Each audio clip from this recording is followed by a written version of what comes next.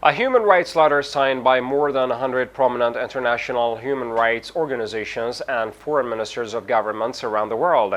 warned against the efforts of the government of Egyptian President Abdel Fattah El-Sisi to eliminate the human rights movement in Egypt.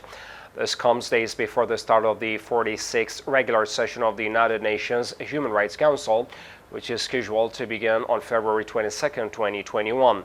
The letter called on the world's governments to support and lead the demand to form an international monitoring and reporting mechanism on the deteriorating human rights situation in Egypt, stressing that the formation of this mechanism is an important step towards shedding light on the violations and crimes committed, providing remedies to survivors and families of victims, and preventing more violations. For his part, the prominent Egyptian human rights defender and director of the Cairo Center for Human Rights Studies, Baha al-Din Hassan, said Egyptians lived in the past under tyrannical governments, but the current levels of tyranny are unprecedented in Egypt's modern history. In turn, John Fisker, director of the Geneva office at Human Rights Watch, called on the governments and the United Nations Human Rights Council to send a long overdue letter to the Egyptian government that violations are subject to and will be monitored and reported, and that the brave Egyptians who face prosecution every day are not alone in their struggle.